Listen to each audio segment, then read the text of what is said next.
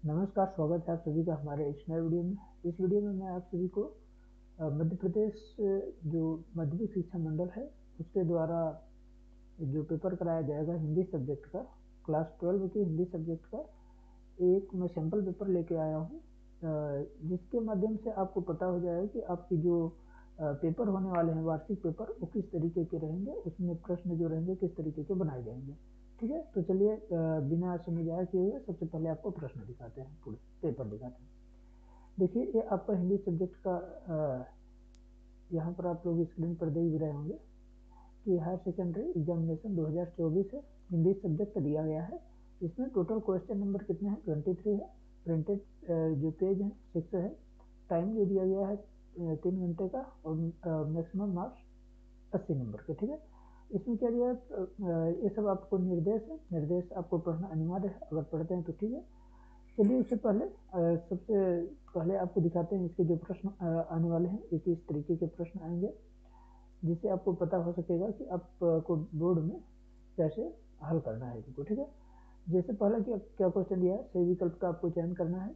इसमें दिया गया है छोटा मेरा खेत कविता का हिंदी में रूपांतरण किया है। अब किसने किया है? अगर आपने अभी तक नहीं किया हुआ तो मैं क्योंकि इसका पूरा मैं आंसर नहीं बताऊंगा, एक आध का आंसर मैं बता दूंगा, नहीं तो मैं आपसे ये कोई मतलब अपेक्षा करूंगा कि आप लोग क्योंकि अब पढ़ चुके हैं, 12वीं में का प्री बोर्ड होने वाला है और वार्षिक पेपर होने वाला है, तो आप लोग कमेंट बॉक्स में इसका कम से कम ऑब्जेक्टिव का आंसर आप देख सकते हैं। ठीक है, तो आप चाहें तो विकल्प का आंसर जो है जिसका आपसे बने तो उसका आंसर आप नंबर वाइज करके आप दे दीजिएगा। ठीक है, क्योंकि अगर मैं आपको बताऊंगा तो फिर आपकी यही आलसीपन जो है तो ये आपकी परीक्षा में भी दिखाई देगा, इसलिए मैं इसका आंसर नहीं बताऊंगा।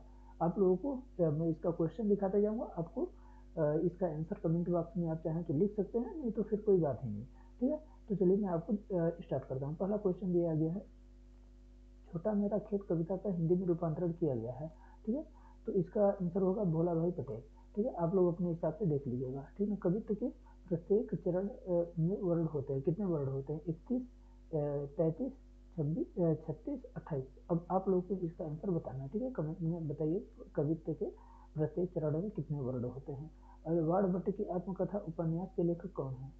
अजय प्रसाद द्विवेदी, यशपाल, प्रेमचंद, महावीर प्रसाद द्विवेदी। वह शब्द जो क्षेत्र विशेष में बोले जाते हैं वे शब्द कहलाते हैं। तो कैसे, मतलब क्षेत्र विशेष में जो शब्द बोला जाएगा उसको क्या कहेंगे? जैसे तकनीक शब्द, यौगिक शब्द या फिर क्षेत्रीय क्षेत्रीय शब्द। ठीक है, कहानी का शीर्षक जूझ का अर्थ है। कहानी का जो शीर्षक दिया गया है उसमें जूझ जो है तो वो किससे संबंधित है? क्या मेहनत से संबंधित है या चालाकी से या संघर्ष से या कठिनाई से? तो आप लोगों को बताना है इसमें कि इसका आंसर क्या होगा। ठीक है, संवाददाता के बीच काम का विभाजन करता है। संवाददाताओं जो होते हैं तो के बीच काम का विभाजन क्या कहलाता है? क्या लाइव कहलाता है, बीट कहलाता है, बाइट कहलाता है या फिर यहाँ पर आपको रिपोर्टिंग? तो जो आपको इसमें आंसर होगा तो आप बताइएगा। मैं इसमें थोड़ा थोड़ा बता रहा हूँ। संवाददाता जो है वो न्यूज से संबंधित है। ठीक है, जैसे आप लोगों ने कभी कभी सुना होगा कि हमारे संवाददाता इस जगह पर, जैसे आप कभी न्यूज देखे होंगे तो उसमें संवाददाता शब्द का यूज किया जाता है। तो आप लोगों को इसमें पूछा गया है कि संवाददाता के बीच का विभाजन, जो संवाददाता करते हैं उनके बीच का जो विभाजन होता है वो क्या कहलाता है? तो इसमें एक क्वेश्चन पूछा है, तो आप लोग अपने हिसाब से बताइएगा कि इसका आंसर क्या होगा। ठीक है, दूसरा क्वेश्चन जो दिया गया है रिक्त स्थान की पूर्ति करना है इसमें। और रघुवीर साहब की कविता है कैमरे में बंद अपाहिज। ठीक है, उनके काव्य ग्रंथ की है क्या है? सीढ़ियों पर धूप में, लोग भूल गए हैं, आत्महत्या के विरुद्ध काव्य संग्रह है। किसके विरुद्ध है? मतलब क्या है इसमें? काव्य संग्रह कौन सा है इसमें? सीढ़ियों पर धूप में काव्य संग्रह की है या फिर लोग भूल गए हैं? इसमें जो होगा तो आप बता सकते हैं। ठीक है, इसके बाद लक्ष्मण मूर्छा और राम का विलाप किस भाषा की रचना है? संस्कृत का है, अवध का है या फिर ब्रज का है? इसके बाद कौन सा अलंकार अनिश्चय की स्थिति बनी रहती है? अनिश्चय की स्थिति किसमें बनी रहती है? जिसमें आपको मतलब कंफर्म नहीं होता है, आपको इसमें जो रहता है संदेह बना रहता है। तो मतलब किसमें होता है? जब आपको क्या संदेह जब रहेगा तब, कि आपको जब भय रहेगा तब? भय कब हो जाता है? जब किसी भी चीज की आपको ये हो जाता है कि निश्चय वही चीज है, तब वो क्या होता है?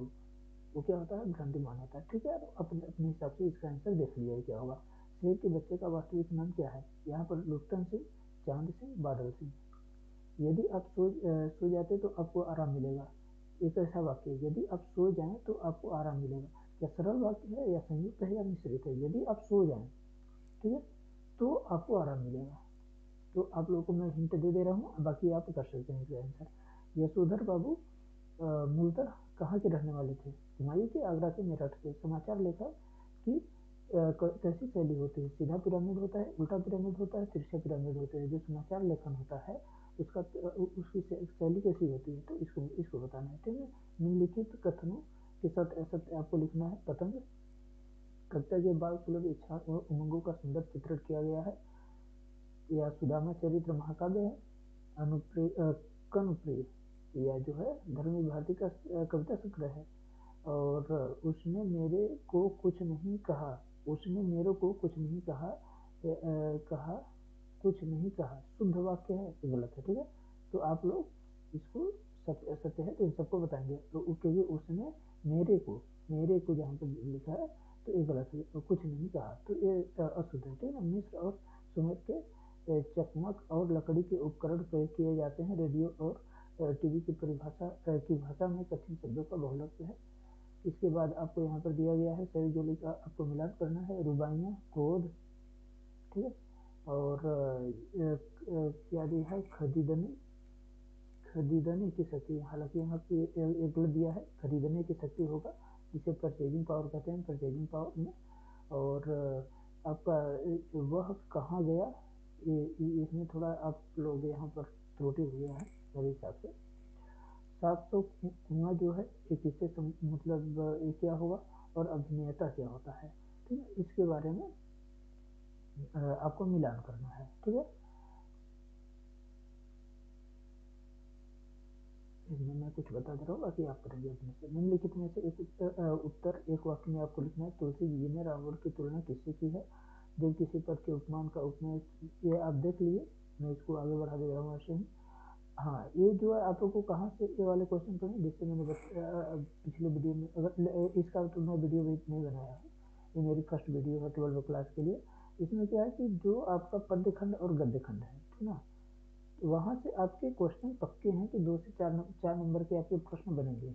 2 नंबर तो एकदम पक्का बना हुआ है कि यहाँ से आपको अंतर पूछ लेता है, क्योंकि अंतर हमेशा पूछता है, यहीं से पूछता है। ठीक है, तो आपका चाहे पद्य खंड हो या गद्य खंड हो, ठीक ना, वहाँ से आपके प्रश्न बनेंगे ही। तो आप लोग इसको देख लीजिएगा। क्योंकि जैसे छायावाद रहस्यवाद है, ऐसे ही आपकी आप जितने भी हैं, तो आपकी जो आधुनिक काल है, आधुनिक काल से आपके क्वेश्चन बनते हैं। ठीक है, और जैसे ये तो देखिए भक्ति काल के काव्य की 4 विशेषताएं हैं, उसके बारे में पूछ लिया। बानरों की व्याकुलता के 2 कारण यहाँ पर पूछा हुआ है। इसके बाद सूर्योदय से पूर्व आकाश में क्या क्या परिवर्तन होते हैं, उषा उषा जो कविता है उसके आधार पर लिखना है आपको। ठीक है, तो मैं ऐसे धीरे धीरे स्क्रॉल कर दे रहा हूँ, आप क्वेश्चन पढ़ लीजिएगा। देखिए यहाँ पर एक क्वेश्चन और आ गया, क्या क्या है, भारतीय युग की 2 विशेषता, अद्वितीय युग की 2 विशेषता। अगर आप लोग कुछ भी तैयारी नहीं किया, कम से कम एक चीज़ तो आप तैयार कर लीजिए, क्योंकि जो आपके पद्य खंड और गद्य खंड से है, तो ये क्वेश्चन तो आपको पद्य साहित्य के इतिहास और गद्य साहित्य के इतिहास से आपके क्वेश्चन बनेंगे कम से कम 4 नंबर के। ठीक है, कभी कभी क्या होता है कि उससे जो आपके क्वेश्चन है वो ऑब्जेक्टिव में भी बन जाते हैं, अगर नहीं बनते तो यहाँ से तो आपको 100% क्वेश्चन बनने वाले हैं। और ज़्यादातर इसमें क्या पूछता है, विशेषताएं ही पूछता है। ठीक है, जो विशेषता हो गया उसको पूछेगा, और ऊपर में आपको अंतर पूछा था, अंतर भी आपको कभी कभी इसमें पूछ लेता है। ठीक है, इसके बाद देखिए इसमें आपकी जो यशोधर बाबू अपने परिवार के अप्रासंगिक हो जाते हैं, स्पष्ट करना है इसके बारे में। और इंटरनेट पत्रकारिता किसे कहते हैं, यह किस प्रकार है? कुंवर नारायण अथवा, हाँ एक चीज़ और, साहित्यिक परिचय भी आपको बढ़िया से कर लेना, ये आपके सारे क्वेश्चनों में पूछे जाएंगे। ठीक है, आपको जो पद्य से और गद्य से दोनों से, क्योंकि 3-3 नंबर के आपके क्वेश्चन यहाँ से भले ही मतलब अच्छे क्वेश्चन यहाँ से बन सकते हैं। यानी आपको किया जाए तो 3 दूना 6 ये हो गया, और 10 नंबर उससे, यानी आप वहाँ से 10 नंबर तक के, आप 4 नंबर वहाँ के, तो मतलब 10 नंबर आपके यहाँ से क्वेश्चन बन जाएंगे। और जो आपकी पद्यांश है और पद्यांश जो दिया गया है उसका आंसर देना है, ये 3 अंक का है। और फिर इसके बाद चलते हैं, तो संदर्भ प्रसंग रहता ही है। ठीक है, अगर संदर्भ प्रसंग में जो आपको संदर्भ नहीं बन रहा है, तो कम से कम प्रसंग और व्याख्या तो आपको लिख कर ही आना है। ठीक है, क्योंकि उसके हर एक टॉपिक पर जैसे मान लीजिए संदर्भ दिया गया, संदर्भ का 1 नंबर या 4 नंबर का है, संदर्भ का 1 नंबर हो जाएगा, 1 नंबर प्रश्न का, 2 नंबर व्याख्या का ऐसे का। तो मान लीजिए अगर आप संदर्भ में नहीं आपको बन रहा है तो संदर्भ आप छोड़ भी सकते हैं, लेकिन आपको जो प्रसंग है और व्याख्या वो तो आपको लिखना ही है, ठीक है, क्योंकि इससे अगर कुछ ना कुछ आप लिखेंगे तो कुछ आपको नंबर मिल सकते हैं, ठीक। इसके बाद क्या है, यहाँ एप्लीकेशन लिखना है, यानी आवेदन पत्र लिखना है। और इसके बाद आपको जो निबंध होने वाला है, निबंध के बारे में है क्या, रूपरेखा बनाकर ही आपको निबंध लिखना है, ठीक है। चाहे आप किसी के बारे में लिखें, अगर रूपरेखा बनाकर नहीं लिखेंगे तो आपको पूरा नंबर नहीं दिया जाएगा, क्योंकि निबंध में इसमें डायरेक्ट बोला गया है कि रूपरेखा पर। और आपके पेपर में जो आएगा तो इसी तरीके से आपको लिखना होगा। तो ठीक है, अगर आप लोगों को वीडियो अच्छी लगी हो तो आप लोग इसको अपने दोस्तों तक शेयर कर सकते हैं। और अगर आप लोग चाहते हैं इसका पीडीएफ आप लोग को प्रोवाइड कराया जाए तो आप लोग हमारे टेलीग्राम चैनल पर जुड़ सकते हैं। वहाँ पर आप बताइए तो फिर इसका पीडीएफ आपको प्रोवाइड कराया जाएगा। धन्यवाद।